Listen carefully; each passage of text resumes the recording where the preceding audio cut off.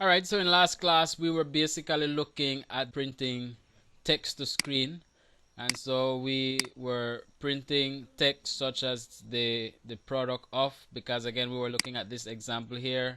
We printed variable, we printed text, we printed variable and text variable, vice versa. And so basically this was an example also demonstrating printing the combination of text and variables within the same print function or within the same print statement.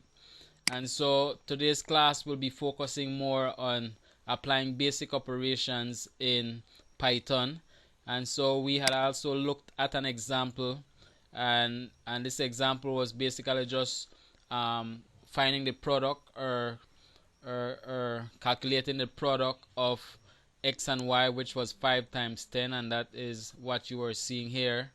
And so for today's class, I want to just copy and paste and just show some of the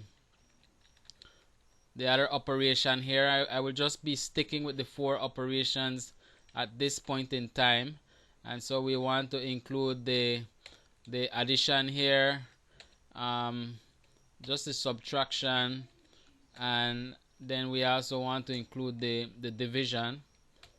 And so I am also going to be changing the name of these. So this one is going to be multi.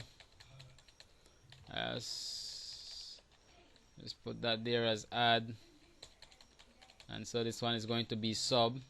And so I'm creating the variables that are going to be responsible for these operation on the next end. And so we have still an assignment statement here where we are assigning the result of this calculation to this variable here.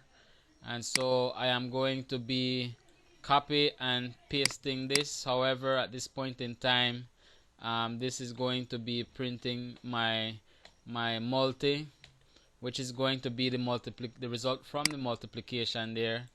And just for the sake of time, I will just basically copy and paste, because you're also able to copy and paste and then making a few changes here, right? So the addition here, so I'm changing my symbol here because again this is a case of printing text. And then here I want to print what is being saved or what is being held in the add variable.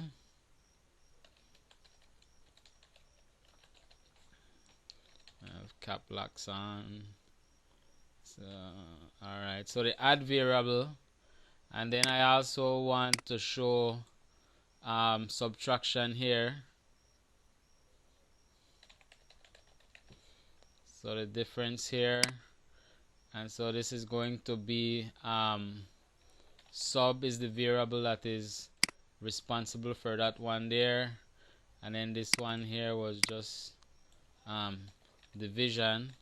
And so we tend to spend a bit more time on division because we have different methods of division, or we have to factor in some other elements of working with the division symbol that I don't want to get into at this point in time. But assuming that my variables match my output and it matches the basics of what was happening here as far as multiplication, addition, subtraction, division, then basically what I have here is the result of my calculation, and basically just identifying that these are the values that I am working with. And again, these values are being stored in these variables, right? And so having a basic understanding of performing basic operation within Python, then it basically